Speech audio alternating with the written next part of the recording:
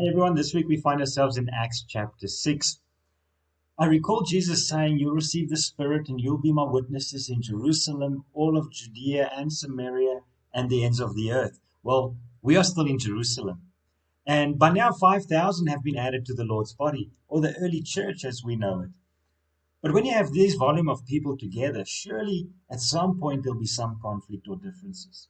And that's what we see in Acts chapter 6. The Greek-speaking Jews feel that their widows are being overlooked or not treated as well as the Aramaic or Hebrew-speaking Jews who are native to Jerusalem. And so this creates some difference between, and the apostles call everyone together and say, pick 7 men that can look after just that. So we can focus on spreading the word.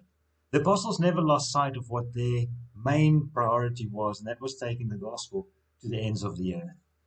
And so they picked 7 men, but the apostles encouraged them for these men to have 3 qualities. The first is be of good repute, be full of the Spirit, and then also be of wisdom.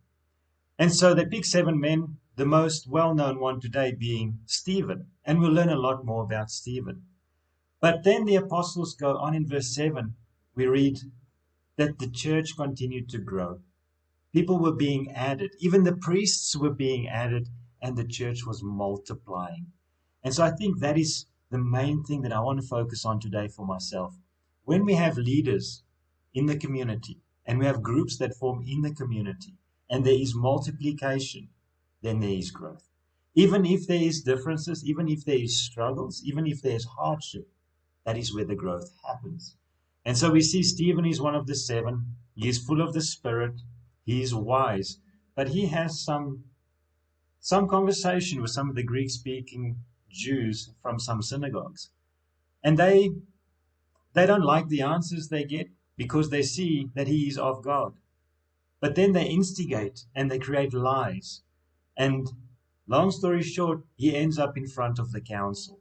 And we'll learn more next week in Acts chapter 7 how all that turns out. But for this week, let's think about multiplication. Let's think about forming groups.